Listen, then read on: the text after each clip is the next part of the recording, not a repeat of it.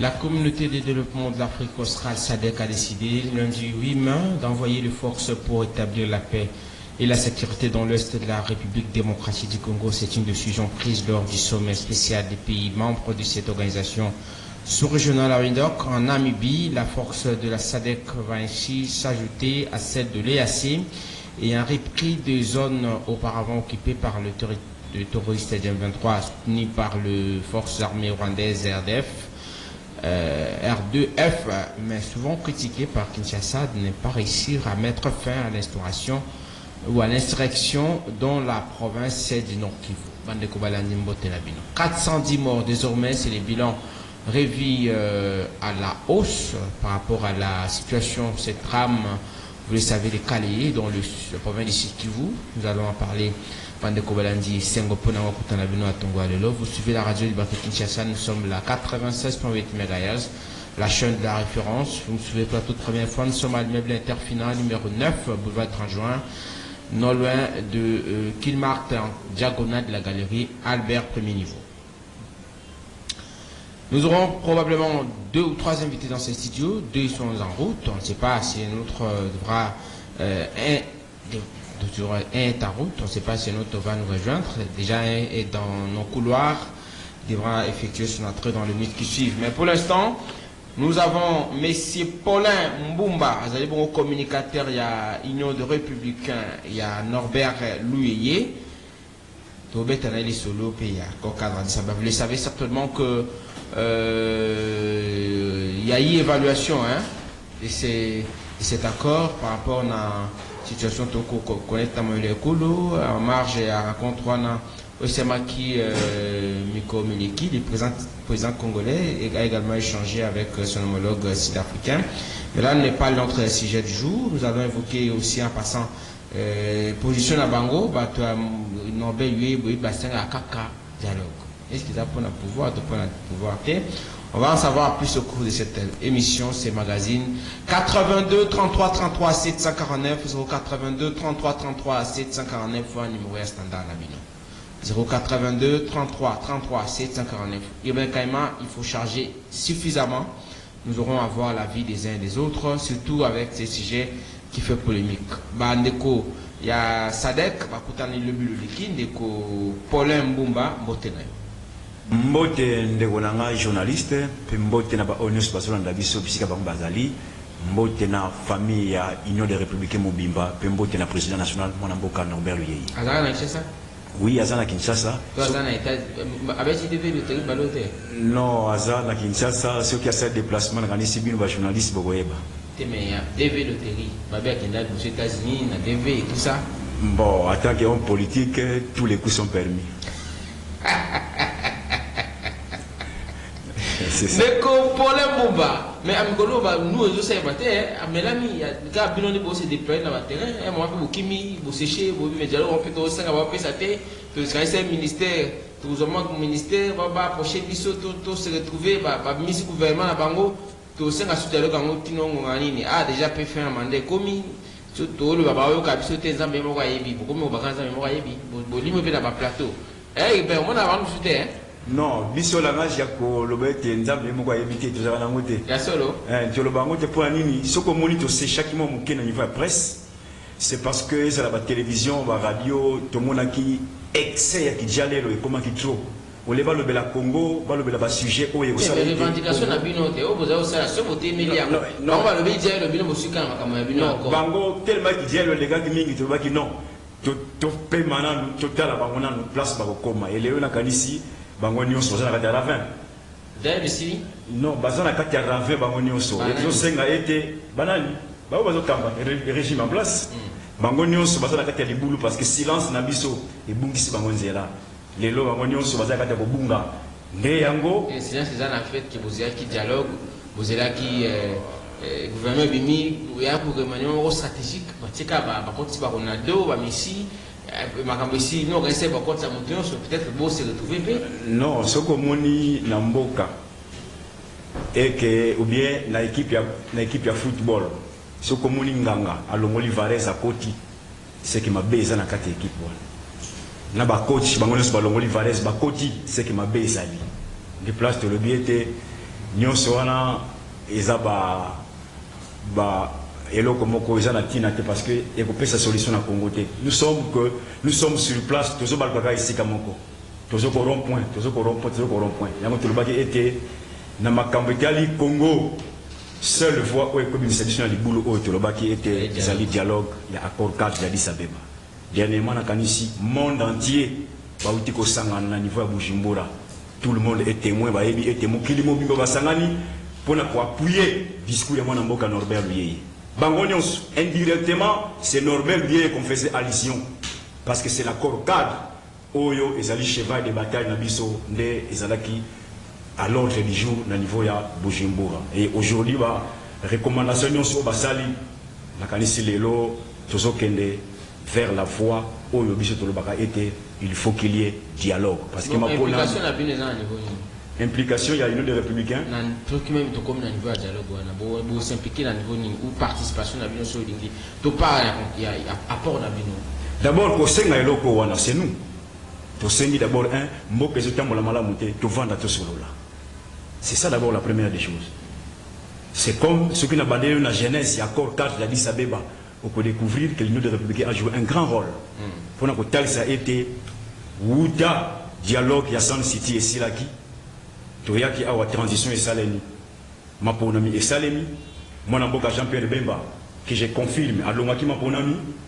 Mais Babini Sikomo il y a Joseph Kabila. Bitumbe Bimaki awa. Nakati Bitumba wana yona ngatu témoin. Crise économique na mboka. Et à l'est du pays, insécurité comment qui grandissante. Les groupes armés s'est multipliés. Tout 2007, 2008, nous étions les tout premiers partis politiques au sein de la proposition de dialogue. Tout le qui était la crise sur le plan politique et sécuritaire, seule voie pour sauver Moka na minute de vendre la solo. Moutou Makasi, le gouvernement, a sali ndenge a sala kiwana dialogue ya ndenge na ye Obasanjo aye basali o single basala ba isolé mosengi ya dialogue. Tant bo isolé ye to bimi na média, to sali déclaration to lobi était le collabo isolé l'Union des Républicains, boye va être à niveau est qui m'est recontacté. Attaque pour impliquer Nations Unies. Non. Toye bi pourquoi tu robaki bongo. Bobino bosa et là on y bo loba kuno bande musparo lobate. Na lobby mon sein du dialogue ayebi pourquoi asenga ki dialogue ayebi ni nyango wasala comme likanisi ya ko pesa pour dialogue on a ekende liboso. Pourquoi ça peut proposition écrite de d'abord proposition écrite ça qui pas au Basanjo. Ou ça qui médiateur to sali ba rejeter. Tu le dis OK, bonne chance. Mais beaucoup kendete beaucoup sont dans la carte de départ. To comme en 2009 2010, 2011, Bassalima Ponami, Etienne Tshisekedi challengé comme Joseph Kabila. Etienne Tshisekedi paix à son âme, à l'Onima Ponami. Tant à l'Onima Ponami, crise B côté Nakatamboka, au Senga Nini Imperium, en d'autres termes. Bon, en 2018, non, je viens. Attendez, notre personne jeunesse accord cadre, nous n'avons pas place. En 2011, à Sengi Imperium, c'était en d'autres termes les dialogues qui les revendiquaient. Tu es folié. Dieu merci. La communauté internationale n'a pas Joseph Kabila pour le Kimia. Communauté internationale a eu la proposition de paix, dit accord 4 d'Addis Abeba. C'était le 8 janvier 2013. Quand on a Addis Abeba, il fallait approuver et tout ça. Non, mais ça dit autant. Tout ça, l'amendement. C'était Zouma qui avait pris la parole. Il était beau ça dit autant. Tous les parlements respectifs n'a dit tout que nous avons ça. Nous avons texte parce qu'à l'époque c'était un draft. Ma président, le 24 février, à l'époque, secrétaire général, Ban Ki-moon, le 24 Bazomi, Bakeko, ratifié accord cadre d'Addis Abeba. Et accord cadre d'Addis Abeba, par le manque, il y a volonté politique, dans mauvaise foi, il y a classe politique congolaise, il y a un accord cadre et kéité. Dieu merci, pour la Kolamuka, Zamba Soudi, à l'objet était, la crise où ils sont à niveau de RDC. Tous ont un case de départ. Accord cadre et c'est revitaliser accord cadre c'est-à-dire mettre en mouvement et là que ça qui suspendu de mettre en mouvement et quoi ça là musala nango yango moni était genèse ya accord cadre et botami place oyewana lelo na Bujumbura ba utiko sala na sommet ya munene sommet mondial bangono basangani pour koloba été et c'est to mettre en application l'accord cadre d'Addis Abeba. Oyo, tango, les membres du Conseil de sécurité, parce que dernièrement, qui boussole pour la communauté internationale. Biso la communauté internationale, parce que les 15 membres du Conseil de sécurité, biso la communauté internationale, accord cadre, l'élo, les alliés boussole pour la Koluka, Kimia et Kota, dans la République démocratique du Congo et puis la région de la Grand Lac. Voilà, et le Goyo, tu voyais que Simba, na déclaration de communauté internationale à Pesaki. Et na Bujumbura, il faut confirmer que l'élo, il faut que le Kimia et Kota Namboka, il y a Congo démocratique et puis la région. Et c'est que les tomates en œuvre. On a fait ça les mi. Beaucoup c'est na opesa ndeko pipenge maloba. Na rappeler ba ndeko balandi. Que na benga kindeko Martin Balila, il y a une sacrée. Na bengi ndeko Cédric Kwazalanzela. Maître Cédric certainement za moko ba habitué émission. Na lobi liboso po ya mbogo benga na za moto ya ino sacrée na za moto la moka bino boye ba kani bo tsanga. Là je vous informe que na benga ba ndeko wana ndeko Balela na quelques début avant début émission na bengi sur téléphone na ele quitté. Je ne suis pas responsable de ça. Voilà. Vous avez des copains c'est ping à sur le monde, des copains c'est ping s'il vous plaît. Rapidement. Dialogue quand on partait si tenir l'élection de l'on délai constitutionnel. Contrairement à la bande de Ping, une semaine il suffit pour harmoniser, que constitue tout et CENI puis pour constitutionnel. Non. Rapidement, délai besoin envisager. Je pense que en tant qu'acteur politique sérieux que je suis, na koya na plateau te na sa population. Tant que l'on dit que était une semaine suffit. Tant que l'on dit qu'une semaine suffit, et ça point de vue na bango. En d'autres termes, c'est pas le dialogue. Oui, non, c'est du dialogue, mais bah oui, et ça dialogue attend une journée moko. Mais bino sikoyo, bino. Biso que l'on dit était. Sa population ça veut dire que Bozunga ezwa token glissement. Non, glissement il sera déjà consommé. Depuis longtemps. D'abord, quand on a mis calendrier électoral, dans le calendrier électoral, on a ndeko Kadima appelé ça contrainte. Oui, la lobby. On appelle ça en d'autres termes. Tous à la réalité. Tous à la réalité. Pour les lots, lobby une semaine et suffit pour mettre en place ce signe consensuel pour constitutionnel les allez véritablement naître. Le lot Norbert lui pour le Kolobana Kombonae. Abanzi te kutoza mikoloboni pona kosala maponomi pe na délai constitutionnel pona nyonso boko sende sali. Et ça dépend na ba dialogueur. Ce n'est pas que ngai luyeye na koloba ete tokosa. Allez-y, ce n'est pas ngai luyeye na koloba ete un jour, 2 jours, 3 jours. Et ça dépend d'abord na ba sujet que vous traitez et puis na ba dialogueur pour bazana katia. Masolo donc bangonde va décider que oui et vous avez ce temps de jour et vous avez ce temps de minutes. Donc impacté sur ma économie pour mes athées. Non, ma économie je vous assure en 2023 au Salimade. Pour la nini, tout contact déjà un glissement. Tout contact déjà un glissement sans le savoir.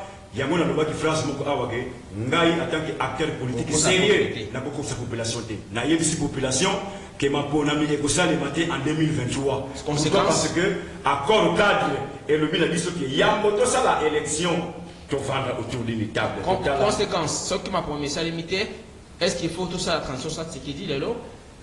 Bon, et ça m'a lobby avec la Kamo Kabila. Oui, dans le lobby. Ah, le lobby que non. Kabila ce qui m'a promis ça limité. Ah, tout le voir Norbert lui. Biso c'est quoi le lobby était na kati ya dialogue il y a accord cadre basengi biso réforme de toute la réforme structurelle de toutes les institutions. En même temps, c'est qu'il reste en France. Nalobi, la réforme structurelle de toutes les institutions, en commençant par le président de la République, la première institution. On va réformer. Ce n'est pas moi qui vais dire que non, il y a que ça la réforme. On a beaucoup, on a beaucoup. Et dialogueur. Ce n'est pas normal qui a décidé que non, c'est la présidente qui ça. C'est les dialogueurs qui m'ont décidé.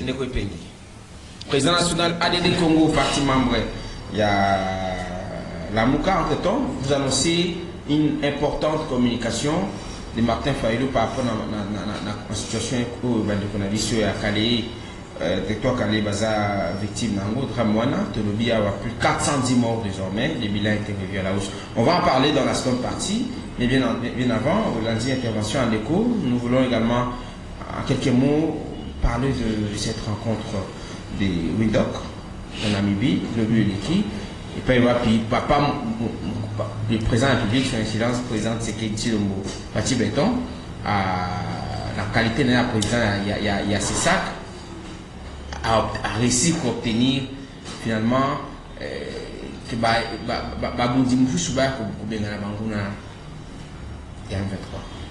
merci. D'abord, le but est une importante communication, en effet.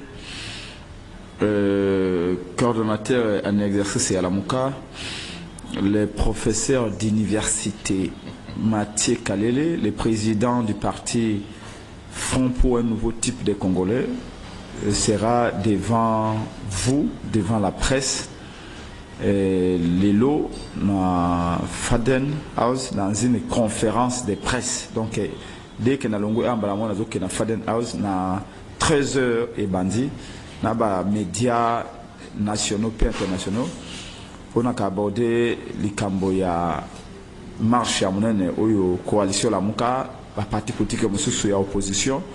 Bisoban se trouve à Nzela, mon collègue samedi oyo, le 13 mai, à partir de 9h, na Sipé Lemba, ici qu'on marche ko banana ba leader nyos. Donc nga moko presse pe na lingomba na ngade de Congo to kozala na Sipé Lemba samedi oyo na 9h.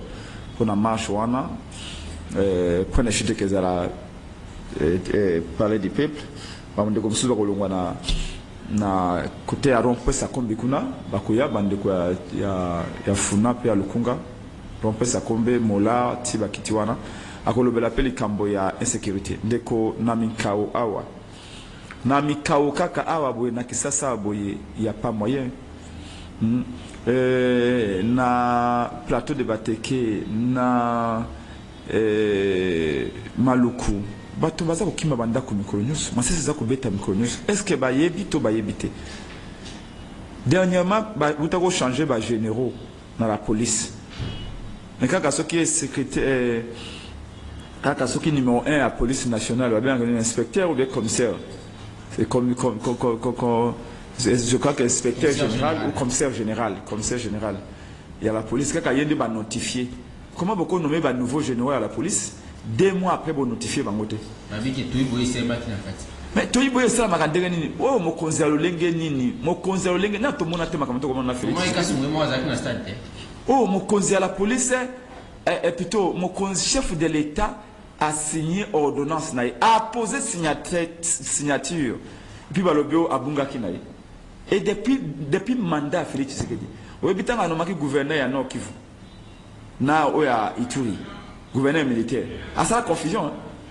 Gouverneur à Nord Kivu atinda na Ituri oya Ituri atinda na Nord Kivu kaka na ordonnance na ye combien de fois toki mutu batie le kola bougumesse va faire tiens masina yenda kena kimanseke oya kimanseke comment ordonnance c'est l'acte je dirais administratif ou juridico-administratif le plus élevé. Vous êtes juriste, je parle sous votre surveillance. Si j'ai dit des bêtises, veuillez me rappeler. Comment, même un ministre, on peut encore dire oui, ministre, même un ministre, c'est intolérable.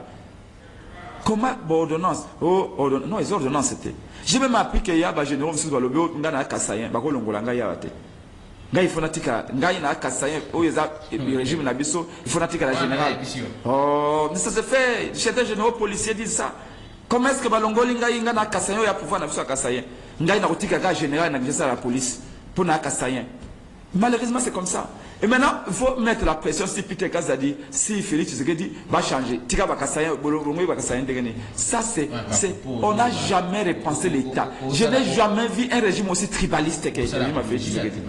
Mobutu regardez d'abord qui sont des combattants. S'il fallait les chercher en Gandajika, il faut aller les chercher.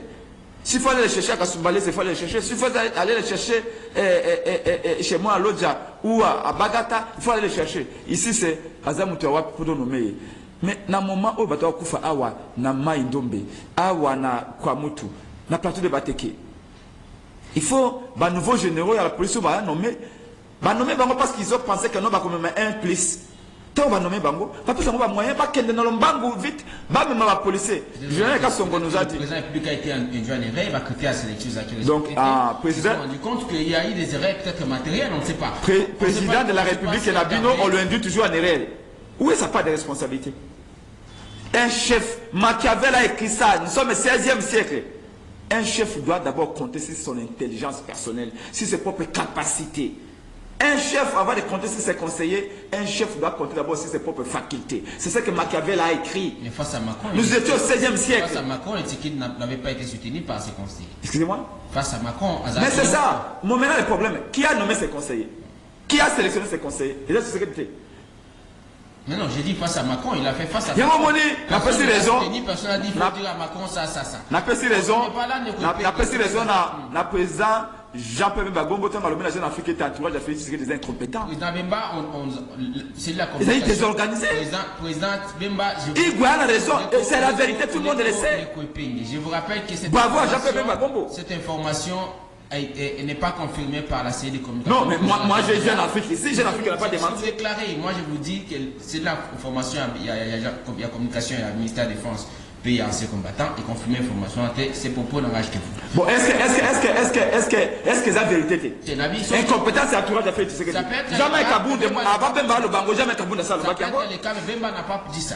Kabounda ça le Baki, on a la présidence chaque samedi fait tes alaka. Justement, mais si c'est le cas, on aura une communication. Est-ce que vous vous rendez compte? Bougoumes va nommer la bandale, on va se retrouver Bougoumes à Massina. On va informer nos auditeurs. Comment est-ce que l'ordonnance général. Dans l'ordonnance en 2022, il a déjà nommé un mort. Dans cette ordonnance, c'est pourquoi on vous dit, quand on vous dit que Félix Tshisekedi, toi tu es président, mais Félix Tshisekedi, tu es beau kakate. Félix a déjà nommé un mort, Moutakufa a nommé une armée. Et pourtant, il a conseiller, il a un cabinet, il a déjà un cabinet. Batouana, toi tu es cortège à Félix Tshisekedi. Pour la SI, il faut 7 minutes. Moulaya cortège à Félix Tshisekedi, au Bandaga central, tu as Sosimat. Il consomme 400 millions de dollars. Même la toilette n'est climatisée les alliés. Pourquoi on va l'état bâtir un bon à l'état d'Engouana? Pour la à l'aise, on préparer l'ordonnance, on préparer à l'aise et tout ça. Mais comment est-ce que Yom Tozana Bambongo tout? On a un avion à Congo, tu peux faire Félix Tshisekedi voyager à Kanango. Na kérosène à Congo, ben pour la taxe à Congolais. On dit que maman va faire un aliments, va faire un impôt. Tant que savoir savoir faire un point direct, bah il va faire un impôt. Bon, on a fait ça à voyager, n'ango à donner n'ango. Mais papa ça même comme malonga. Donc bref, na lobby que makambo wana nyonso ezali bathème objet de marché, la vie chère, nous monaki Vital Kamerhe na oui ministre bakay koluka kosomba masangu na Sakombe na Zambie. Un ministre républicain est envoyé en Zambie pour chercher du maïs. Comment? Un membre des DPS que nous avons aussi hier à contester. Mais quand même, va contester comment? C'est officiel, c'est public. Bakay va quitter la Zambie. Après Zambie, Bakay Afrique du Sud. Massangu en plus il y a Sakombe. Vous voulez ça congolais de gagner? Est-ce que une petite histoire? Moi j'étais jeune. Oui. J'étais jeune quand Koya Diallo. Quand Koya Diallo est gouverneur à Katanga. Je pense que vous êtes sérieux dans ce que vous dites. Je suis extrêmement sérieux. Tant que Koya Diallo est gouverneur à Katanga, dans les années 80. Tant que Mboulamandou, je crois que c'est fait 79. Là, je n'étais pas encore né, dans 78. Mais les Katanga produisaient du maïs, les Sud Katanga produisaient du maïs. Les professeurs Kalé, les noms des coordonnateurs, enseignaient encore à l'université de Lumumbashi. Les Katanga ne manquaient pas du maïs. Sauf qu'il y a une géographie, même qualité à ma belle, même ma belle est dans Zambie. Quand même ma belle est dans le sud Katanga. Et on faisait des conférences agricoles aux années 70-80 et les Katanga mangeaient ma masango au Katanga. Le reste aucun équateur au masango est poli. Moi qui va quoi on a été posé réalité. Sauf que na bande de doigt, aucun Congo central, aucun partout, na Sankuru au coup de masango. Comment on peut envoyer 9 ministres na Zambie pour négocier Massango. Mais Sakombe Massango. Kobo Salate, en 2021, Batinda ministre de l'économie a que négocier Mambisi na Namibie. Non, Aloba a Kangambis parce qu'il va faire 6 millions de dollars. La quota de pêche. Oui, va faire 6 millions de dollars. Baso va quota de pêche pour aller pêcher. Va pêcher peut-être 6 millions de dollars qui dans la maille. Ministre Azonga Boy, même des Thompson na bagage n'est à la carte. Vous trouvez ça sérieux? Demain l'opinion a ça veut pas que Kolukami Sili na ministre Félix a la caméra Kolukami Sili to Mbila na Éthiopie. Est-ce qu'un pays Yonanga est en train de l'école primaire? S'il vous plaît, rappelez gaz, il est sur l'école primaire. Babi, tu as un lac Tanganyika. Lac Tanganyika, c'est Le lac est le plus poissonneux au monde. Toi, quand je dis non, les a pêché. Mais comment tu as Luka Thompson, na Namibie et a pété? Rapidement, donc, pour toutes ces raisons-là, tu peux marcher. Justement, tu as eu des raisons à marcher, tu as vu, lobby, pour bosser à quelqu'un. Non, pour le bas, vous avez sur le bas, raison à marcher. On va, vous allez. Parce que, comme encore cadre, n'a rien qu'aux ongles, blaté, on a, pour n'engager en tout cas, excusez-moi. Encore cadre, vous voyez, je préfère parler de ce qui concerne les Congolais, comme André Batouba, Koufaka Mikolo, on a Ituri, on a Nord Kivu et tout ça. Et cette histoire d'accord cadre, pour moi, ça c'est mon parti du Congo, Action pour la démocratie et le développement au Congo, où un bac qui a fédéral Nabiso, Xavier Mabaka, docteur Kamba, le secrétaire général du Congo, on vous a dit la même chose, et ça fait depuis 2 mois. Surtout que le dialogue et accord cadre était. Surtout que le échange, bien en dialogue et cogitation, ce que vous voulez, pendant 1 semaine ou 2, pour Natolo, comme affiché. Mais au ça peut pourquoi? L'élection aux ratés. Non, nous. Pour être sincère. Ngai epenge ce qui na longoli veste awa okomona ba cicatrice ya combat. Na combat terrain na politicien à télévision te na ka pona loba ona ko dosa na terrain. Là autour ba noto ana point de presse sikawa samedi okomona na nzela le 13 mai participer lemba na président li Martin Fayulu pas mususu. Parce que je suis un intellectuel, je vous donne juste un élément makambo ya accord cadre za koloba. Pourquoi apona ngai accord cadre des distractions? Il faut accord cadre et de coopération pour les Congo. Dans l'accord cadre, il y a un article, je l'ai pris en tête, qui dit qu'il est interdit aux armées de la sous-région, c'est-à-dire aux armées frontalières du Congo, ou au président, ou les États frontaliers du Congo, il y a qu'à monter la milice, il y a qu'à monter la rébellion, pour nous retirer dans l'État moussous. Je vous rappelle d'abord que Kagame est signature de l'accord cadre. Le Rwanda, l'Ouganda, le Burundi, la Tanzanie, tous ces pays-là. L'accord cadre est interdit dans le pays où on a est Bazwa Mandoki, Bazwa Bagoupa, même si on a Congo. Mais Kagame s'est permis quand même de retirer dans le Congo, dans Mandoki, pour agresser Bissot. Pourquoi l'accord cadre est trop considéré en ressources? Parce que c'est le même accord cadre interdit, mais Kagame n'a pas appliqué. Ah bon? Si on n'a pas appliqué, comment l'évaluer? Qui disent que non, on l'a appliqué partiellement. Parce que l'accord cadre parle aussi de réformes institutionnelles, de réformes armées, etc. Donc, l'accord cadre était une possibilité dans un contexte précis. Ce qui me change, qu'est-ce qu'il faudrait faire? Changement dans Est-ce qu'il faut d'abord qu'on a oublié? Changement dans parce que déjà ça a été signé, on doit quand même appliquer, comme vous dites, on doit savoir qu'est-ce qui n'a pas marché, voilà. Si quel aspect par exemple aujourd'hui compter pour que la situation en Boka. Voilà. Ce qui change, mais qu'on a en Bokate, ils allaient les babes au Félix Amemeli Bissot. Est-ce que vous vous rendez compte que moi na Etienne Tshisekedi wa Mulumba, moi na ya Etienne Tshisekedi wa Mulumba, Félix Tshisekedi, il a pouvoir, il a un faux de tout le monde le sait, des bés à Konatesi. Félix a eu un pouvoir à Bossani qui a dit son papa en 2011.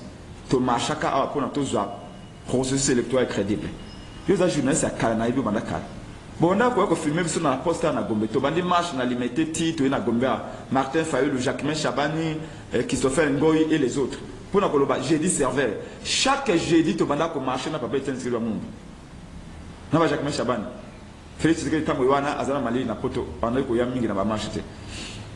Tolobi va fongola fichier électoral il y a 2011. Total le connaît dans la carte. Nous avons serveur. Tolongola, trouver cas de mots consensuels.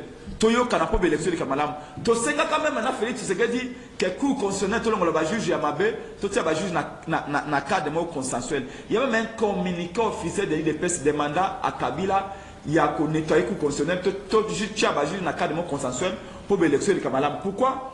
Parce que nous considérions que 2011 élection et à 2006 élection qu'il y a Mabé, donc il y a élection à 2011, il faut élection 2011 à Malam. Mais moi na Tshisekedi aïe. Au lieu de ça va réformer wana. Félix Tshisekedi a bloqué machine. Article que système au Kabila Zaki nango, il n'est pas profité. Par exemple les Cambodgiens détruisent l'élection. Est-ce que le Batouba Koufou na IDPS c'est pour l'élection à deux tours? Donc le quoi Kabila a modifié la constitution. À l'ongoli tout mon élection, comme ça on a un tour. IDPS na Martin Fayulu papa Etienne Tshisekedi Lumumba Félix Tshisekedi to bundi tobi mukoto ko na pouvoir et local bosso to changer to zo na deux tours à l'élection. Félix ça y est Est-ce qu'elle a changé? Non. À regarder. Donc, pour vous dire que ce qui fait la volonté, il y a qu'à changer ma cambo. Il y a qu'à passer à la réforme. Tant que Martin Fall a proposé la réforme, il y a CNI, en 2019. Félix Alubina, il faut le député sur le gars qui est dans le Parlement. Et il y a même le Parlement, le Parlement n'a corrompu, là il faut changer. On ne peut pas se contredire autant. C'est le babé à régime à Félix Tshisekedi, quand il y a qui vont condamner à Moïbi à Fode, les mettre et bloquer le même système. Si on avait un homme digne de ces noms, un vrai afin de Tshisekedi, politiquement parlant, on aurait pu avoir des réformes là.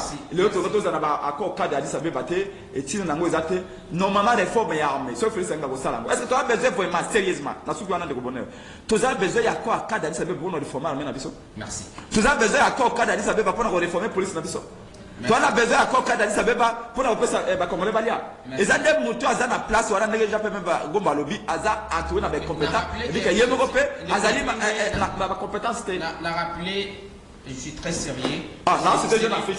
Non, j'ai juste. Jeune Afrique. Moi, je cité Jeune Afrique. Il y a Bemba. Jeune Afrique n'a pas encore démenti. N'a pas confirmé cette information. Bon, moi, je cite Jeune Afrique parce que Jeune Afrique n'a pas encore démenti. Jeune Afrique et la journal, on a bien avant Botama. Justement, j'ai dit. Ça, ce que vous qui déclarez. Et c'est ton collègue Staline Bidakira. Je rappelle que c'est la communication à présent d'un Pierre Bemba comme ministre de la Défense et sa combattant n'a pas jusque-là confirmé cette information. Si l'information est dans le cas de ça, dans la tranche à diffusion, on va même diffuser ça en boucle si Bemba communique officiellement. Et même nous relayons certaines informations dans le niveau, il y a différentes plateformes à Bisso, y compris le ministère et la Défense. Voilà. Donc, pour l'Mbumba, situation, on est hier, le plus avec la Mataga, Deuil national, drapeau à Berne.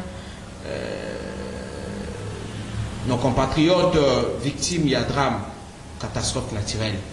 Quelqu'un a parlé de la responsabilité du gouvernement, parce qu'on n'a pas peut-être pu empêcher que cela arrive en évitant que les combats Tonga dans la zone non où Bakoko Tongate. Qui est responsable? Merci beaucoup, Ndeko Bonheur. Nayoki moi Ibele, Ndeko Nangai, que j'aime bien, Prince Penge, au de temps en temps en plateau. Et ma cambe Ibele. Encore cadre des Antina, c'est bon. De toute façon, déjà, le bio pour le bio des Antina, il y a le bio des Antina, tous les cadres. Non, on s'adresse au Basolo Kabiso. Oui, il faut tout éclairer Bango, parce que c'est très important. C'est son point de vue à Koloba été accord cadre des Antina, mon côté. Mais je pense qu'il y a un moyen de l'eau. Il y a un adage qui dit que le Kouta, et il y a un sincère vérité, et il y a un escalier, paix commis. Dès lors, je pense que la classe politique, où il y a le Kouta, Liboso, va commis en perte de vitesse. Tango, accord cadre, et y Tango, va revitaliser accord cadre d'Addis Abeba, où il y a le Kouta, va commis en perte de vitesse. Bango, moko, va y place, je m'adresse à la classe politique congolaise. De façon globale. Globale. Y compris l'Union républicaine. Bisso, en tant que partisan, il y a encore cadre de l'Addis Abeba. Y compris l'Union non. Bisso, toujours la classe politique, mais Bisso, toujours la qui toujours la qui que non, oyo, yakuna lokuta. J'ai bien dit, yakuna lokuta, si population m'a belé, nous sommes les Canadiens Mbokawa. Accord cadre, bango bazolobela, bayebi yango très bien. Nakati accord cadre. Population, presque la majorité, va contenir accord cadre. Mais nous, les acteurs politiques, et ça point de vue na bango, mais tout là qui était l'élo, l'accord cadre, attaque au presse pengé, andimi angote, ça sera bel et bien mis en application. Sans y, avec y ou sans y, et que ça la mise en application. Même les noms de Félix, sont communis à côté. Na makabekali accord cadre d'Addis Abeba ils ont volonté c'est sous pression c'est sous pression azanango ya koni à côté mais c'est ce que pour tout changer tout obtenir consensus il y a réforme autrement de façon globale est-ce qu'il faut tout faire intervenir accord cadre tous la volonté politique à illustrer à combat ou maintenant qui ensemble maintenant de côté qui dit en ce temps dans la l'opposition c'est qu'il n'a pas tout simplement la bonne foi à déclarer. Tango Tangi Kondo et Tiandi Sekedi paix à son âme, je pense que nous avons mieux placé. Pour la personne Tiandi Sekedi. Donc, kokota na polémique ya koloba ete bakunda babitumba et tout ça pour na kokota te politique la réforme de l'institution. Réforme à l'institution. Est-ce qu'il faudrait faire obligatoirement appliquer l'accord cadre ou c'est la volonté politique qui manque à mise en œuvre l'accord cadre d'Addis Abeba et que ça a été la réforme là, je dis bien mise en œuvre l'accord cadre était l'accord cadre d'Addis Abeba et que ça a été la réforme non seulement pour Salem. Parce que ce qui est bon motif. Est-ce que sur le plan c'est impossible de passer outre l'accord cadre aujourd'hui en toute sincérité? L'accord cadre aujourd'hui est au-dessus de la Constitution de la République du Congo, à son article 215. Donc, on s'en passe à mon ennemi. Qui êtes-vous pour s'en passer l'accord cadre d'Addis Abeba? Même la Constitution, et ça, je viens, laissez-moi évoluer. Est-ce qu'il y a des inconformités? Est-ce que toujours le bas? Quand mon frère PSP ne parle plus, laissez parler. Mais quand vous me coupez, c'est quoi ça? Il faut que tu me rappelles, invité à développer des Congolais. S'il vous plaît, de pays. Oh là là.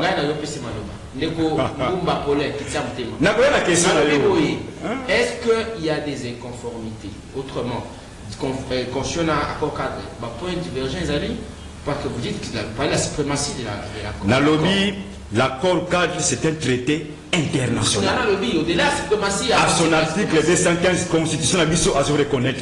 Parlons de la suprématie. Oui, la suprématie de l'accord cadre. D'accord. Dans le lobby, est-ce qu'il y a une conformité entre la Constitution et l'accord cadre de l'eau? Est-ce qu'on ne peut pas, si à l'intérieur de l'Internet, c'est qu'il dit l'accord cadre d'appliquer ou de faire appliquer tout ce qui a été prévu, notamment la réforme de l'institution à l'interne? Ce qui Ndeko Félix, d'abord Ndeko Kabila a géré pendant 18 ans. Pourquoi ça l'a monté? Et Ndeko Félix a ça l'a monté pour l'année. Pourquoi ça l'a monté? C'est ça. Le préalable, qu'est-ce que est le préalable qui est en train de compte? Ce qui bloque aujourd'hui, parce que vous en parlez. Il y a des textes qui nous lient. Oui, ça a été appliqué des textes. Textes, ça, on va salir en gros, respecter textes en gros. Notamment l'accord cadre d'Addis Abeba. D'accord. Alors, donc, pour la question de la question, pour la question de la question, Tunaki, Minaebi était le Kuta, fin de fin et Soukaka. Pour la question, d'abord, au nom de l'Union des Républicains et au nom de son président national, Mwanamboka Norbert Louis et Bizunga, et à mon nom propre communicateur de l'Union des Républicains, Tosengi, toujours compatir na ba famille, ba victime, peut toujours déplorer la situation parce que gouverner, c'est prévoir. Il y avait la possibilité d'éviter Babylone si réellement on avait le sens de la gestion Yamboka. Il y avait la possibilité d'éviter Babylone. Mais étant donné que on gérer bazana sens de la responsabilité, raison pour laquelle le monde qui Makambwana et Kokoya. Mais nous compatissons dans la famille en dehors au nom il y a une autre républicain et un président Norbert Louyeni. Voilà la question. La question à responsabilité. À quel niveau est-ce que ça peut faut na bisoté ba puis ça biso de quoi baby de moi bien que le bin na matadi kibala za maison. Est-ce que c'est parce qu'on ne peut rien à un moment si l'État agit fort? Le coin de Koumouya à l'objet, j'ai suivi ce matin préparé à confondre la mission RFI. À un moment donné, il y a une situation en beaucoup d'exemples, les gens sont dans une situation difficile, parfois c'est l'État ou c'est aussi, on peut dire la responsabilité ou la responsabilité est partagée. J'ai bien dit gouverner, c'est prévoir. Et ça, principe oyo, sokozo linga okota na kibokonzi, batsala mona mutu. Et mutu oyo azo linga azo prétendre ayako diriger mboka ti ayaka déjà un plan. Ayebi que sur le plan sécuritaire, voilà ce qui se passe. Et sur le plan de transport, voilà ce qui se passe. Sur le plan social et tout ça, Magamususu, ayeba ka déjà tango koya mbala moko akotaka en action. Ce qui total était pluie diluvienne ou outi au Salema dans niveau ya sud Kivu et Beti et Memi Batebele, Boui Batebele, il y avait possibilité ya ko éviter biloko nyonso wana. Même dans niveau ya matadi kibala ndenge outi loba ke ba bengana ki batu batekara lisusu te mais batu wana bazongeli. La faute incombe à qui? Ba oyo bazongeli ou bien ba guba oyo bazo diriger mboka. Donc ba oyo bazo diriger mboka, bango nde baza à la base que batu wana bazonga parce que yambo bolongo la batu na wenze et sengeli bo prévoir bo tonga wenze mususu quelque part. tant beaucoup silisa bozu bango bomei bango kuna mais bosali elo côté bana moko bolobe ete bolongo awa bokene koteka soki place nyango mine bolingi donc botiki bango na balabala c'est comme ndenge ngobila akangi grand marché awa azwaki ba disposition nini pona ba oyo babanda koteka na grand marché zomona ngoteke isa batu moko baza na sens ya responsabilité te isa batu moko bazala ki appelé te ya ko assumer ba fonction oyo bango bazo ko assumer mais étant donné que na mboka na biso balobaka chance lo ko pamba ya ngone bango bakutani na bango pardon bakutani nango biso te lobi ete na gouvernement oyo lobi et ko kambama na makanisi oyo mwana mboka na obelu ye azanango babiloko wana ekotikela ko salima te parce que to boyi ko ya ko sala d'abord ba chantage mais to lobi d'abord ete l'accord cadre est à la mise en œuvre. Le reste, qu'est-ce qui va se passer en République démocratique du Congo? Oui, parce que nous parlons de responsabilité, de Kwepenge, au commenter si jeune de Kwaouch Koloba, mais maintenant les situations avec les conditions à Calais, on a rappelé que le bilan est arrivé à la hausse, désormais 410 morts, d'après l'information à possession d'Abisso. Sur le plan de droit, je vais te donner mon point de vue. Il y a les décrets numéro 25 du 11 septembre 1996, la coordination de la protection civile qui a été créée et ils ont sous-titré le ministère de l'Intérieur. Il a été doté de plusieurs missions, entre autres l'élaboration, la planification et l'application de plans d'action dynamique et de gestion des catastrophes survenues ou susceptibles de survenir. Alors, Ndeko Prince Epenge, vous avez suivi les porte-parole du gouvernement, on n'a toujours pas Maître Cédric avec nous, je rappelle. Il fallait tous en Ndeko Cédric, il y a Union Sacrée, Ndeko Martin Balila, qui ne sont toujours pas avec nous. Ndeko Prince Epenge, situation est à Calais, d'abord à l'État Congo, tout le monde communiquait, moins d'accord. Peut-être au-delà, il y a communication, il y a président, il y a coordonnateur en exercice, il y a la MOUCA. Nous sommes un parti politique. Nous pouvons faire un communiqué officiel comme ADD Congo. Nous avons un point de vue, mais généralement, comme nous sommes organisés au sein de la coalition La Mouka, souvent, La Mouka doit avoir des entités, la Mouka, où la décision, les alliés que soit, mais tout ça, c'est un point de vue officiel. Soit les présidents élus, parce que je soutiens Martin Fayulu, pas comme le président décidé, mais comme le président élu de la République. En tout cas, c'est déployé au Mokonaba. Je soutiens le président Fayulu comme le président de la République. Et pour ça, je me battrai jusqu'au bout. Parce qu'il ne s'agit pas de Fayulu. Avant qu'on puisse vous débaucher peut-être. Non, personne ne débauche. Tout le monde a un enfant au Congo pour le Congo. Même tout le monde a un côté. Donc, Prince Epenge. Il va débaucher, on va plus se faire un poste ministériel. Mais. Et ça, c'est le Congo. Poste tout baluga qui est à la falanga, est à quoi? Baluga qui bazar du bon côté de l'histoire, bazar du bon côté de la mangeoire. Au moins, moto mino ya monoko mingité. Atinda ka iloko ko lesi ka minuti ka leso ketika isambo atinda ka kuna. Ba bato wala ni desika ni baliaka malamu. Ndi ba côté nyosa ke ba côté pour na vision te pour faire na vision te. Ba côté pour na Congo te pour balinga Congo te pété.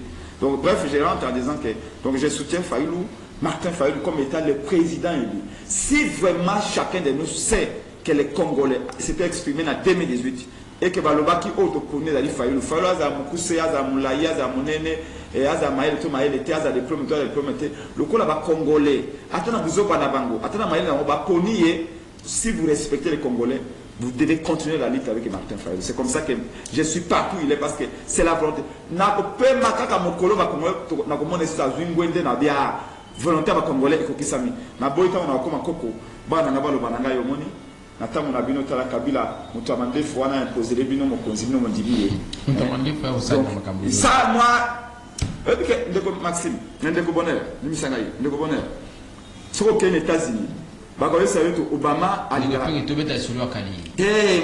moi, entre parenthèses, Obama sera mon numéro Obama à Kolenga. Obama a les gars qui m'a photo dans mon Lumumba. Est-ce que vous vous rendez compte? Est-ce que Obama a Kolenga qui m'a photo dans mon Félix? Obama a Kolenga qui m'a photo dans mon Mobutu. Mais posez-vous la question. Pourquoi est-ce que moi, dans Lumumba, c'est Obama a Obama a qui m'a photo? Et pourtant, vous avez dit que ma photo dans Obama.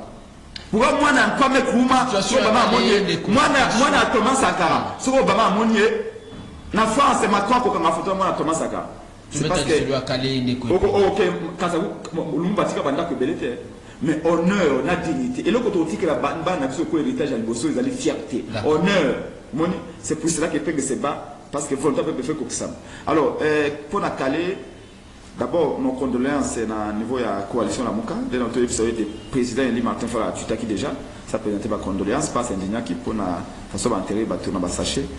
Et coordonnateur à La Mouka, le professeur Mathieu Calais, le conseil d'université, aujourd'hui, est devant la presse nationale et internationale. À 13h, on a à Faden House, à cause de toutes les questions, insécurité, marche, à Moukola samedi, le 13, à Sipelemba, à cause de la cherté de la vie.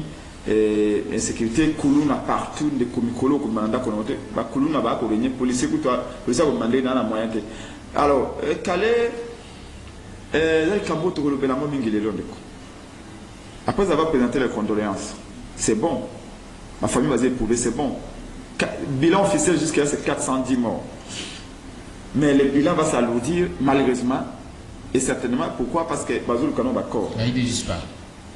Balobi gouverner c'est prévoir. Félix Tshisekedi aye a ibiso eza bongote. Balobi gouverner c'est voyager. Mais à Bomi Bastructure, mon côté ils sont censés prévenir la catastrophe naturelle, donc intervenir dans la cas de catastrophe. Moi, la science politique on a tangi la science du pouvoir. Professeur Wembi personnel me disait que mon colo yo epenge Rosala déjà on a tra na boyi lo bikuna mona o bato asimi seke na alors zano vivant par le bio rip ba ja on a ta o ba ja on a ta après 2 mois ba melo seke ba ko kunda déjà na bango déjà za vivant na biwo ne ba o kunda ye ah oui mais comment désamorcer comment pour désamorcer cela pour que ça ne nous arrive pas c'est qu'il faut savoir anticiper. Est-ce que Tshisekedi n'a pas fait? Est-ce que c'est ça va servir? Est-ce que Tshisekedi doit se retrouver partout? C'est une catastrophe naturelle. Ça veut dire qu'on ne peut pas empêcher une catastrophe naturelle. Naturelle. Oui, on ne peut pas l'empêcher. Mais il y a quelque chose qu'on peut faire. Limiter ses dégâts. Réduire ses dégâts. Minimiser ses dégâts. Il y a une époque où ce volcan est sans l'arbre nango. Et décimé bateau. Vous avez vu la Pompéi na Italie. Et bateau nous va kufa. Na volcan zaka 460 après Jésus-Christ. Ville à Pompéi et en Italie et Dinda. Vous voyez qu'on découvre ville. Donc bâtiment m'a belé c'est 2 ou 3 mètres. Va découvrir ville mobile quoi avec ça et bunga. Va kufa na Pompéi l'Italie. Après Jésus-Christ, il va 46 ou 47 après Jésus-Christ. Pour l'année, volcan et bima. Parce que la méthode de la prévention est à la carte. Mais nous sommes au 21e siècle. Où il y a tous les moyens de prévenir. Rappelez-vous quand vous avez éruption volcanique et Yanyirango na Goma. Débat au Salamakano. On appelle de l'OVG. OVG, Observatoire volcanologique à Goma. Félix Aké, la télévision, le bureau, c'est une catastrophe naturelle, on ne pouvait pas prévoir. On ne pouvait pas évacuer les gens. C'est pas normal. Il y a un observatoire volcanologique de Goma. Où il va me dire et prévenir. Il va capter sismologique ou sismologique avec des sismologues. Pour les géologues et sismologues, il y a un volcan. Pour voir le volcan dans 10 semaines, dans 2 mois, dans 2 jours, dans 3 heures, pour anticiper évacuer le bateau. Non, on ne pouvait pas, il y a une catastrophe naturelle, on ne pouvait pas. Là, je vous fais rappeler, en 2021, le volcan Nyangogo. Mais naturellement, le territoire à Calais proprement dit. Je tiens à vous rappeler que en 2015 déjà, 2015-2016, bateau à Koufa à Calais. 150 ou 130 morts déjà. Il y a une étude. Il y a un institut, il y a Bukavu. Oui, il y a une étude, et ça m'a déjà depuis 10 ans. Oui, prévenant qu'il y a été. Ce qui va continuer à déforester Bangomba, il y a Calais, parce que géographiquement, Calais est un territoire qui est entouré là-bas. ba montagne belé bangomba minene et entouré territoire Kael na bangomba wana population a matakuna akataka banzete nyos pona aklambela yango comme conséquence tango songa yango bangomba to bana ngomba na bangomba lokola awate ngombo te piki boye ya donc ngombo ke kuna peut-être ba 1 km ba 800 mètres ba 300 mètres bangomba yewana ba comme ça bolumbu permettez-moi l'expression mutaka ça dit que ba kata banzete nyos. Oh, si les plans scientifiques, il est démontré que ceux qui étaient dans le ngomba, ceux qui mboule beti, ou les mabele qui tambalamoko na se ya mabele et timola mabele mbula matanga mbula wana eyaka ekangami na ba feuille ya banzete. Et puis bali okita malem et perd de vitesse nango et perd de force nango. Donc banzete wana déjà pour protéger bangomba pour bangomba et c'est et ça d'érosion. Pour ngomba ta mboule beti ngomba ça érosion.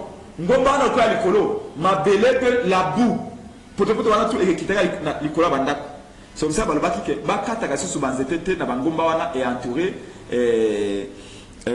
territoire ya Calais. Malheureusement ba recommandation wana ezaka appliquée déjà ba toaswa kufaki ya kaka makamamvula na Calais wana 2015 2016 na ko pose exemple moko est-ce que oui commune à Kinseso hein de Kubonera comme na Kinseso so aucun accès au monde a zéro non so aucun accès au monde a zéro belé ba belge ba tonga capitale awa na ba recommandation ba salaka ba pekisa ba bino Kinseso ba to étant de ville na tout na Kinseso te parce que zéro belé et qu'on a des bandes instables et que c'est ça existe na ba archive belge na bwana ukanda moko boyo chalo patika na ba mwana ye il y a un institut géographique bato bayiba mais seul bakanga mutu moko boye na mona bato ba oteka ba livre kala wana na nzela pour les autres na ba bibliothèque na biso ba livre yate au mona ba balaba qui est responsable Nikos? Donc les responsables c'est l'État premier responsable qui n'a pas donné des moyens il y a que sa réponse na ba prévention wana institut ya Goma il y a Bukavu ça qui recherche par le bête de quoi bakufa banaka bato kufa na Calais kuna na 2015 bato kufa bino il faut babé en colonna sous banzete babé en nani ba reboiser merci pour l'expression technique ba reboiser ça dit que balona les sous banzete na bangomba banzete sili pour na tabakala ebima be bulma ba no sala mate mais quoi banzete za sous te au moins te ba monga fula okomona ni au bord ya banave baloni banzete non pour na balona banzete wana ndenge mais quand tu n'as pas ni pour manzeto ne peut que ça m'abelé et le waka si quand Félix Tshilombo arrive au pouvoir a quitté le quoi monsieur Ali Bosso a voyager qu'est-ce qu'il allait faire il arrive parce que c'est ça que moi appris en sciences regarde j'arrive pense que président de la République qu'est-ce que j'ai fait comme après fallu le faire d'ailleurs appelez-moi telle personne ministre tel na ligosa na ngai état généraux il y a domaine il y a secteur là talanga be étude tout ça na secteur na il y a 10 à 20 ans il y a kanambe. Après, il y a ceux qui font ça, c'est le Kouana. Il y a la santé, il y a l'état général. Les malades de tout va le bas, tout ça. Il y a un rapport général. Quand on est intelligent, on peut faire un rapport même à deux papiers. Et puis, on demande, on dit voilà. Président, il y a un danger dans Calais, en 2015, il y a une recommandation de Salaka. Pour l'ambulance, il y a Calais, président, il y a des photos. Tu peux ça, madame Bazaïba. Na makambo etali sommet à climat na monde wana pesa so wisa ba be to komi Congo pays solutionné toi pays trompé ceux qui ont pays solution ba pesa so fala wana tolo na bazete na bangoma na biso wana pona ba kufa kate c'est ça la prévention maintenant j'attends il pesa ba lobiono ezali mbula to lobite kana Félix kana mbula azali nzambete alipenga ngate kwa faire wana ibite so azanga mais au moins to lobi na prévention ezalaka est-ce que lobi le avec la technologie on peut provoquer une pluie. La Chine l'a déjà fait. Bâtir un avion avec la cristaux de sel. Et bâtir l'écolo, et bâtir le nuage, et verser munga. Parce que nuage, les années de glace, il y a maï les kangami. Verser munga et fond de la glace. Mboula peut bêter. Les Chinois peuvent vous dire que non, sur le salaire action dans telle minute de boule que bêta. États-Unis pas ça, technologie a avancé, il faut prévenir comme ça. Tu connais Félix, mais là, vous condamnez les années de Konangaï. Bakundi na fausse commune 400 personnes bakundi na fausse commune et puis bakundi na nini na ba sachet et bakundi sur 400 parce qu'il y a eu Makili Bosso descend je pense que est-ce que bon bakundi 100 000 200 000 na ba sachet est-ce que c'est normal na mboko ya biso meeting union sacré 15 millions bimi pour na meeting union sacré pour la stade de 653 000 dollars. Est-ce que maintenant pour na kosomba ba seke na seke ikutaka nini na mboka tolo mabaya bakati bazete pour ka kokunda bato na fausse commune la président docteur de raison la président Martin fait raison tant va condamner un pays pour ceux qui ont une nation. Il y a une nation, comment on définit ça une nation? Une nation, c'est un bateau, c'est une âme. Avant tout, il y a un état, il y a une nation. Une nation est composée de qui? Une nation est composée de ceux qui sont morts. Même la compagnie, va Koufa, va Lumumba, va Kasavubu, va Mobutu, va Moussé, va Kasavubu, force, pour tous les fiers de la Congolais. Comment au Kundi, va Koufi, na Louaya, va B, au Kundi, va la fausse commune, moi, je vais la réalité, alors que mon gars, que ça a été. Bidia combien? 16 milliards, le Kouta, comme 3 milliards. FMA est sur vérité. Les copains, s'il vous plaît. En 30 secondes, Azo Pisa Bissonzela pour tous les Singa. En 30 secondes, au petit point de vue, on a aussi position à Sadek. Une victoire pour Tshisekedi finalement. Sadek. Là, il y a des forces. Ah oui, la force, il va s'ajouter dans EAC. Bakokoma pour la Rubenga na Banguna, il y a une 23 p. Année minute, oui. Année minute, comme vous l'avez dit. Rapidement. Question la question est simple. Communiquant Félix Tshisekedi a mis EAC. Le président Fayoulou a rappelé, il a dit, M. Félix Tshisekedi bat sous-traité à la sécurité en Bokanaoté dans l'armée étrangère. Ils ont mal. Et puis, tu rappelé qu'il y a un programme, il y a 40 pages, Félix Tshisekedi, c'est là au public qui a bien sur le temps vous avez candidat. Programme, vaincre la pauvreté de Bengaka. Félix Tshisekedi a un programme, alors bien, hier, Félix Tshisekedi a comme président. Jamais à commémorer l'armée étrangère dans Bokanaï, à consulter jamais sécurité. Avec Kabila Sali, à même l'armée étrangère, là il a reçu la motte. Qui est maillé, tout le monde a mené à l'IAC. Voilà, non, j'ai fini.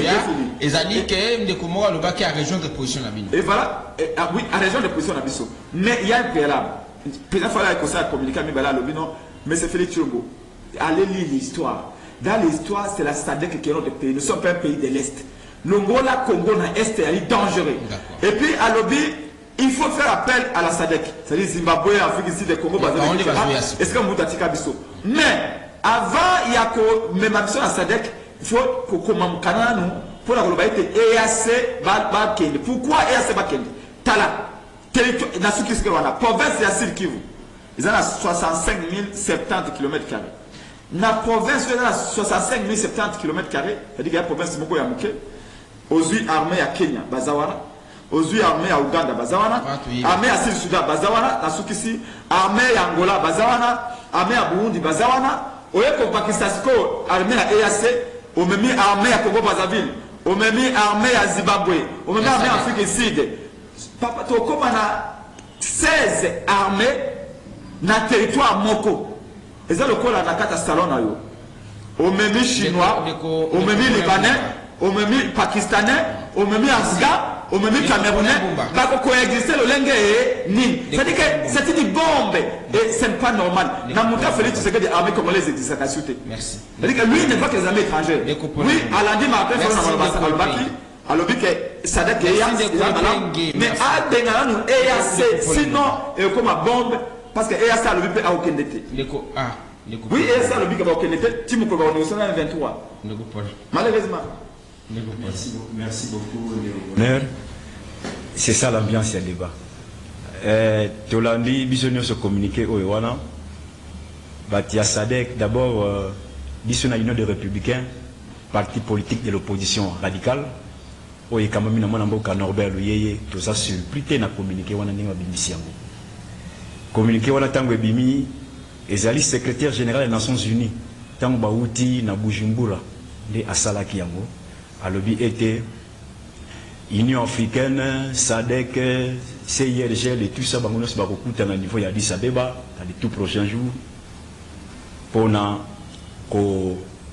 Kotala, Ndengenini, SADC, a harmoniser la vie na bango par rapport à la situation to ya Kimia et Kota na niveau ya Mboka na biso. Et ça contenu dans le point 8 dans le mécanisme régional de suivi accord 4 d'Addis Abeba.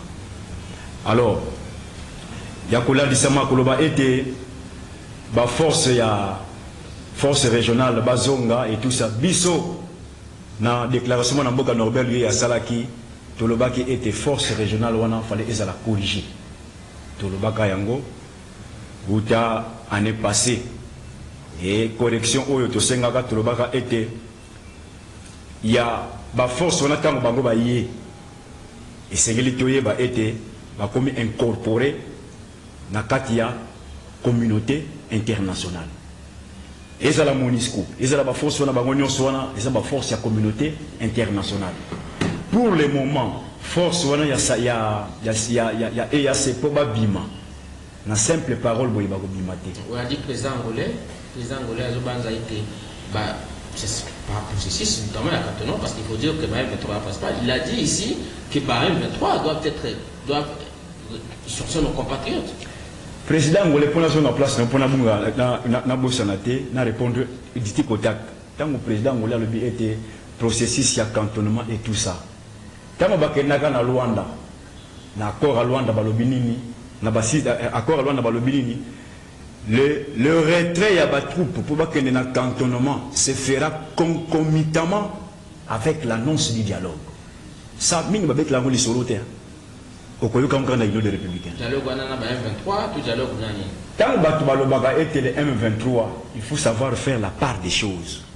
Quel type il y a M23 de ça la addition? M23 signataire il y a accord le 12 décembre 2013. Oyo accord ezali conforme na point 9 na accord cadre d'Addis Abeba ou bien le M23 il y a le 28 novembre 2019 signé par Ndeko Félix Tshisekedi na Paul Kagame. Point d'interrogation. Donc toye ba ko sala différence oyo wana parce que ba congolais mingi bazo condamner M23 bazoye ba ko sala différence oyo wana te parce que le M23 Ndeko Félix a reconnaître mon Bujumbura ils ont été défaits. Ba musuba kendaki na Uganda, ba musuba kendaki na niveau ya Rwanda pour éviter de s'organiser. Mais il y avait un accord où il y a le 12 décembre.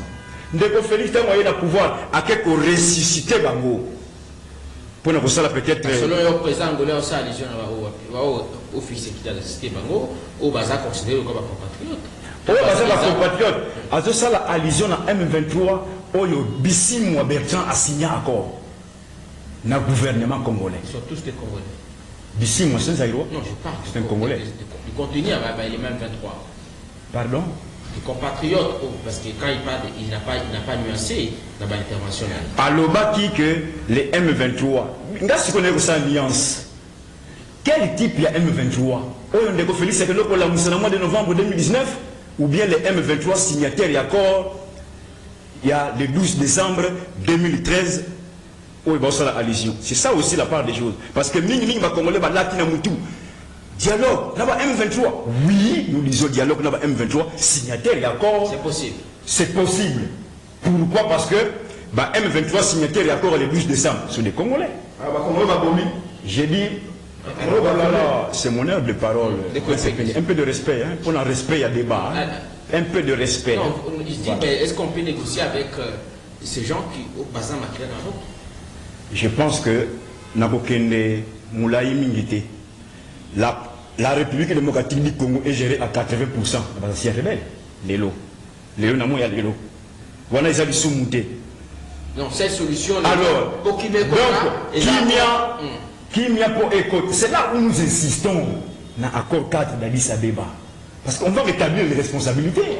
C'est là où j'ai dit que toujours pour insister. 2-3 appels et puis toujours une studio. Donc, Koloba était déclaration Oyo Neko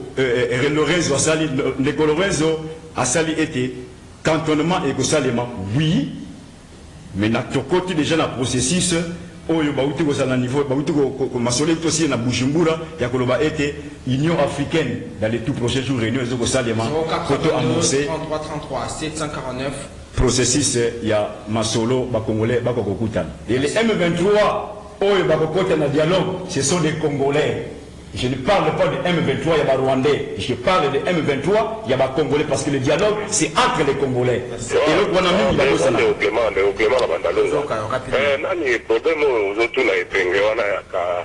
Il y a pas de conflit. C'est une catastrophe naturelle. Il y a 2015, il y a 2014, il y a 2015. Il y a une catastrophe. Ça a bien que Batouana, balongona ki bakata ba ndete likolo côté ba fanda de parani poko ke na makambo logique penge yeta kana munoko leka chilombo pona ye azokona ke soki atangi chilombo te a rejoindre mais or que politique basala ngo bongo te politique poko ke ne la opposition mo constructive ya koyeba ke loko ni les osalama ya bato lobby ya malamu lobby ye kaka chilombo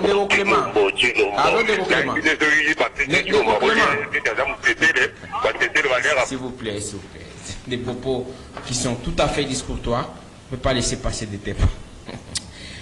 Nédéro Clément, je vous ai autrefois dit, si nous identifions votre numéro, vous serez déclaré personne non grata. Pour l'élection sur l'antenne, c'était par respect pour la bande de Koba Kolanda. On ne peut pas accepter que vous déclarez comme quoi, ça c'est vous qui déclarez. C'est un propos tout à fait irresponsable, avec tout le respect que je vous dois. Merci d'avoir compris. Allô, bonjour. Patrick Nagombe. Toujours Kaoniko. Bon, merci beaucoup, mon frère. En tout cas, dans le lundi, est-ce que tu sais ce qu'on pose ça au sein de dialogue? Est-ce qu'on pose ça au Yato qui n'a pas tout ce qui mène à la Katamora? Toujours le canine vraiment aussi. On a lobby ouvertement. Na yeko kata moka oyo eza mboka na ngama be na ngai. Est-ce que loko wana eza koyo kanguna matoi? Est-ce que loko wana eza loko moki noko fanda ngo boyo kine koleksia biso moba ene zanga tina ke noko kende wapi pour chercher quoi? Mais to binga bango ba moko ngana pesa ki donc excellence Jean-Pierre Mbemba stratégien boye sala boye excellence. Ataki to za kizenyi. Sote qui na seconde pour mon abandon ce qui va pour nous zonga on ne va attaquer en côté. Pas la déclaration de la guerre. Je pense à mon niveau, ce qui parle des ministres de la Défense qui déclare la guerre à un État quelconque. Voilà. Nous prenons le tout dernier intervenant rapidement, toujours dans le studio de Kopenga Ozamaloba et puis de problème pour ma édition. Allô, bonjour. Allô. On a peut-être un problème de liaison avec notre intervenant. Toujours intervenant à Souka. Allô, bonjour. Oui, bonjour les coponneurs. Toujours en tout cas, dans Souka, il y a loué au décevoir du saut. Mais le dialogue, nous sommes tenus là, même pas arrêté, nous n'avons pas ça de bonanga. Mais l'autre chose, c'est que là, nous avons des politiciens. La chose qui est posée ma question, est-ce que c'est un politicien pour nous? Comment la population va souffrir, va pouvoir partir par là et sauter de la banque. Merci Neko pour l'intervention. Merci beaucoup. Je faisais remarquer, je veux faire remarquer que après c'est une raison, alors bien Penga lobby que tu vas faire en 2015. En 2014. 2014. Maintenant, tant que tu vas couper, qu'est-ce qu'on fait? On doit se poser des questions. Pourquoi tu vas couper? Tu vas couper pour les bétaki. Mais pour la souris bétaki, pour les bétaki et sali ba éboulement. Bangomba on a tout ça et bimisi ba pour mabele et envahir le territoire. Maintenant, qu'est-ce qu'on fait pour nako Makambouana et Zombe société? Depuis 2015, qu'est-ce que Kabila avait fait? Jusqu'en 2019, qu'est-ce que Félix Tshisekedi a fait? Quelles sont les mesures préventives? On essaie maintenant de voir ceux qui sont au Mboye, Azaki rapport, et qu'Azaki Tabo, il y a pour vendre dans le Congo sans voyager. Et que ceux qui vont venir dans le Congo. Est-ce qu'on n'aurait pas pu reboiser pendant 4 ans? C'est ça ce que je voulais dire. De quoi il est PC. Donc, et j'ai dit, t'as le Congo de quoi?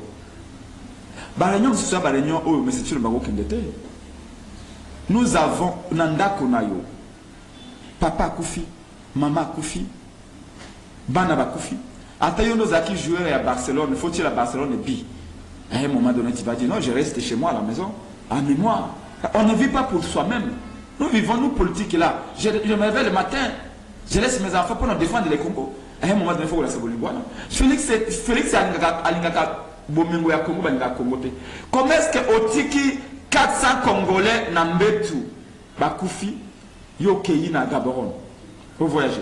Même pas à quoi vous le répétez, non? La Kitine à Goma, la Kitine à Bukavu, la Tana na Vana Kende. Est-ce que vous vous rendez compte? Président d'Afrique du Sud, Oyaza Sika, comment il est? Ramaphosa. Tant que nous sommet en Europe, tant que coupure les âmes en Afrique, c'est de couper à ma casse. Annuler sommet en Azog pour la couper l'électricité. Mais Félix Lomboati, 410 Congolais va couper. Bibembe, na bana, la famille sous papa, bana, bako kotu ba couper. Mais Félix a dit quand même un temps pour voyager. Est-ce que vraiment, comment on peut vivre? Et puis il dit, on ne comprend pas parce que comment pas voter qui était. Merci. Comment pas voter il fallait voter Félix. Numéro de téléphone. Donc oui, numéro de téléphone comme quelqu'un a demandé ici, c'est le 081 23 55 500 081 23 55 500. Donc ça bana Congo. Rendez-vous est à l'OBM pour la samedi 13 mai. Merci. La marche à Monaco pour ça. Tout bana mon super lemba. Merci de Kopenhague. Merci beaucoup Ndeko Bonheur, puis merci Naba Ones Babengi. Piste solution. Justement, piste solution. Dans la situation où Yombo que nous traversé, nous sommes en pleine crise politico et sécuritaire. Et ce que a été solution et quoi pour soi. Rappel car moi les troupes ya EAC bakozongaka dès l'annonce du dialogue bakozonga bango moko parce que c'est là parce que baye bango nyonso bazana cadre ya communauté internationale. Merci à vous. Et lo komoko na osenga na ba congolais boye processus ya ko longona situation oyo tozanango est déjà déclenché. Seul dialogue politique ici l'accord cadre de l'Addis Abeba et ko longola biso na crise oyo tozana. J'espère que nous allons blaguer. J'espère qu'on va le parler à sérieux. Mais c'est très grave.